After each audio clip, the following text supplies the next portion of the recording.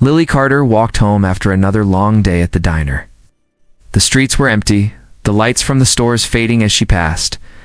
Her shoes were worn out, and her jacket could not stop the cold wind. She had only $20 left for the week, but she tried not to think about it. She told herself that tomorrow would be better. It never was, but she kept saying it anyway. Her small apartment was a few blocks away. The place was quiet, but in the distance, she heard shouting. She stopped near a dark corner and saw two men pushing an old woman near a parked car. The woman begged for help, but the men kept pulling her bag. Lily felt her heart race. She could walk away and no one would blame her, but she could not do that. She ran toward them, yelling for them to stop. The robbers turned to her with anger. One of them raised his arm to push her back. Lily grabbed a broken broom handle lying near the wall and swung it with all her strength. The man cursed and stepped away. The other one tried to grab her, but she hit him again and shouted for help. A door opened nearby and someone yelled that they were calling the police. The two men ran off into the shadows. The old lady was shaking. Her clothes were torn, and her glasses had fallen to the ground. Lily helped her stand and picked up her bag. The woman looked at her with wide eyes. She asked Lily why she had helped. Lily said it was the right thing to do. She told her to get home safe, and started to walk away. The woman called out, asking her name. Lily turned and said, "Lily Carter," before disappearing into the night. The woman repeated her name softly and watched her leave. Her driver, who had arrived too late to stop the fight, ran to help her back into the car. He asked if she was hurt. She only smiled faintly and said, "No, I met someone brave tonight." Lily reached her apartment after midnight. The place was small, with cracked walls and a broken light bulb that flickered when she turned it on. She sat on her bed and looked at her bruised hand. It hurt, but she did not care. For the first time in a long while, she felt proud of herself. She thought of the old woman and hoped she got home safe. Outside, a black car drove slowly past her street. Inside it, the same old woman sat in silence, her driver watching the road ahead. She looked out the window, her mind filled with thoughts of the young woman who had risked everything for her. She whispered to herself that she would not forget that name. The car drove on, and the city lights reflected in her eyes like small fires waiting to be lit. The next morning, Lily woke up to the sound of cars outside her window. She felt sore from the fight last night, but tried to ignore it. She got ready for work and walked to the diner as the sun rose over the city.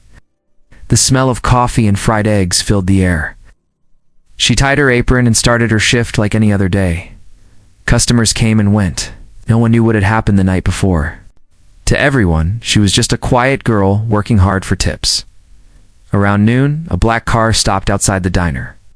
Two men in suits stepped out. They looked serious and out of place in a small street diner. The doorbell rang as they entered. The room went silent for a moment. One of them asked in a calm voice, "Is Lily Carter here?" She froze. Her heart pounded as she stepped forward. The man nodded slightly and said, "Our employer wishes to meet you. It is important." Lily asked who they worked for, but they did not answer. They said she would be safe, and that the woman she helped wanted to see her. She thought about refusing, but something in their eyes made her believe they were not lying. She asked her boss for a short break and followed them outside. The black car was clean and smelled like leather inside. The city buildings passed by as they drove through wider roads and cleaner streets. Soon, they reached a large gate guarded by men in black suits. The car entered a long driveway lined with trimmed trees. At the end stood a wide white mansion with tall windows. Lily had never seen anything like it. A servant opened the car door for her and led her inside. The hall was filled with paintings and shining floors. At the far end sat the same old woman she had saved. She was dressed in a fine blue dress, sitting with grace and strength. Her smile was calm and knowing. She raised her hand for Lily to come closer. Lily walked slowly toward her. The woman said, "You saved me last night. I owe you my life." Lily said it was nothing, that she only did what anyone should do. The woman shook her head. "No, child, you did what few would dare. My name is Evelyn Romano. I'm grateful to you." The name sounded familiar to Lily, but she could not remember where she had heard it. Evelyn noticed her confusion and smiled. "You will meet my son soon. He handles most of our matters. I told him about you. He wishes to thank you himself." Before Lily could speak, a tall man entered the room. His eyes were cold and sharp. He looked at Lily, then at his mother. Evelyn said softly, "Vincent? This is the young woman who saved me." Vincent Romano gave Lily a small nod, his voice low and steady. "Thank you for helping my mother. Not many would do that in this city." Lily stood still, unsure how to answer. She felt that her life had just stepped into a world she did not understand.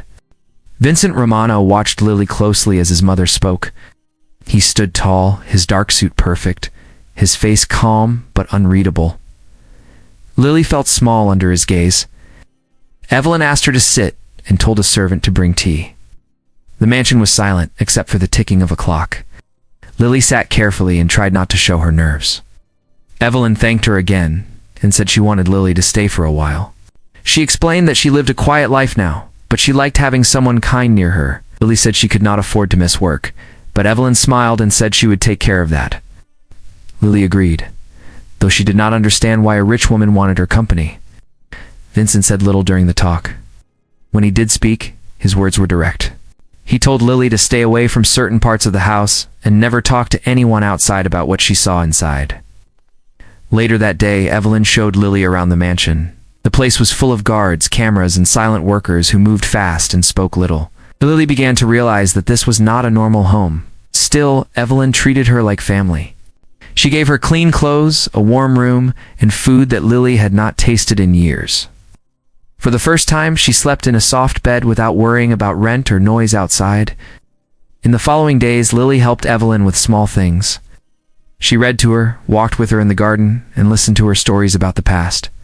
Evelyn often talked about her son. She said Vincent had changed after his father died, took over the family business and became hard, silent, and cold.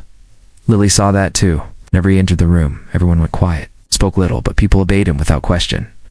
One night as Lily walked through the hall, she heard voices behind a closed door.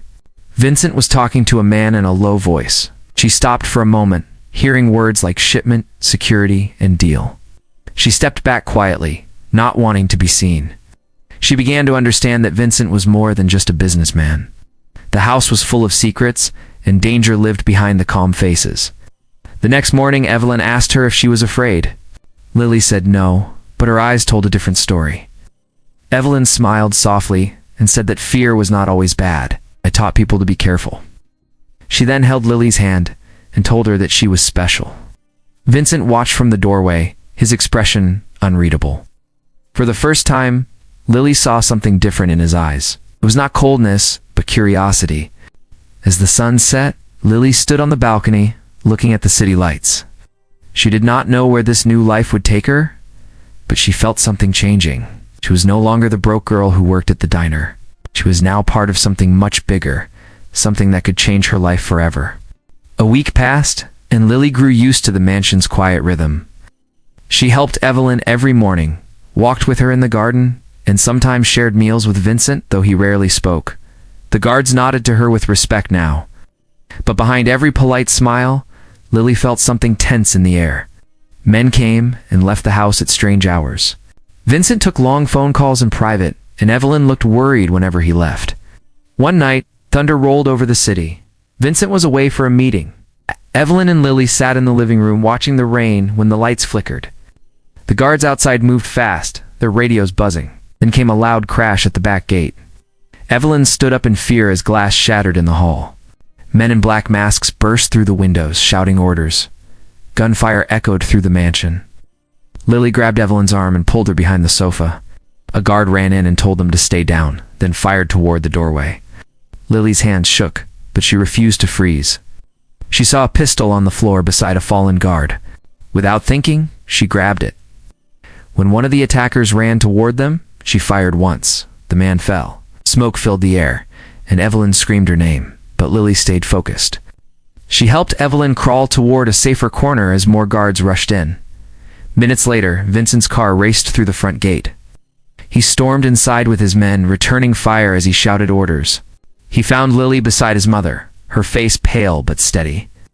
There was blood on her arm from a cut, but she was still holding the gun. He took it from her hand and helped her up. The attack ended soon after, the enemies retreating into the storm. Silence followed, broken only by the rain hitting the broken windows. Vincent looked at Lily, breathing hard. His voice was low but full of something new. He said, "You protected her when I wasn't here." Lily tried to answer, but her voice cracked. Evelyn held her close, whispering that she was safe now. The guards began clearing the mess, dragging away the wounded attackers. The once calm mansion now smelled of smoke and gunpowder. Later, Vincent sat beside Lily in the guest room where she was treated for her wounds.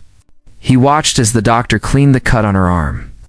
She stayed quiet, her eyes fixed on the wall. Vincent finally said, "You could have run away. Why didn't you?" Lily looked at him and said, "Because she needed me." He nodded, saying nothing more. For a man known for coldness, his eyes now showed a hint of respect. That night, Evelyn told her son that the attack was no random strike. Someone inside had betrayed them. Vincent swore he would find out who. Lily listened from the doorway, feeling that her life was now tied to theirs. She was no longer just a helper. She had fought for them, bled for them, and now stood inside their dangerous world without fear. The morning after the attack, the mansion was quiet. Guards walked around checking every corner. The smell of smoke still hung in the air. Lily woke up with her arm wrapped in a bandage. She looked out the window and saw Vincent talking to his men near the gate. Evelyn entered her room and smiled. She told Lily to rest, but Lily said she felt fine. Evelyn sat beside her and held her hand. She said that Vincent had caught the man who betrayed them. The one who let the attackers in was a guard they trusted for years. He had sold their location to a rival gang. Vincent dealt with him before dawn. Later, Vincent came to see Lily. He thanked her again and told her she had saved his mother's life twice. Lily said she only did what anyone would do, but he shook his head. He said most people would have run. He looked tired, his suit still stained from the night before. He told her that he had been fighting for power so long that he forgot what it felt like to trust someone. Then he said she reminded him that not everyone wanted something in return. Days passed and the house began to return to order. New guards replaced the old ones. The walls were repaired and the broken glass was cleared. Evelyn spent more time in the garden and Lily stayed close to her. Vincent often joined them, speaking little but staying near. The silence between him and Lily was no longer cold. It was calm, filled with respect. Staff began to treat Lily differently.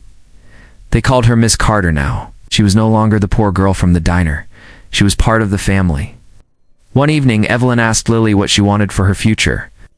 Lily said she did not know. She had spent her life only trying to survive. Evelyn told her that now she had a choice. She said the world outside was still cruel, but inside these walls she could build something new. When Vincent walked in, Evelyn told him she wanted Lily to stay with them. Vincent looked at Lily and said the choice was hers. Lily looked around the mansion, at the people who had become her new family. She thought about the night she had fought to save a stranger. That single choice had changed everything. She said she would stay.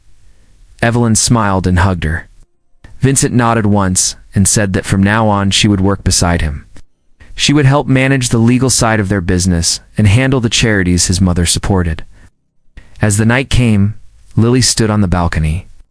The city lights spread far into the distance.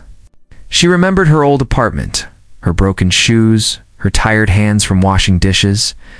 Now her life was different. She had found people who believed in her. She whispered to herself that kindness was not weakness, it was strength. The wind carried her words away as she watched the stars, knowing that her life would never be the same again.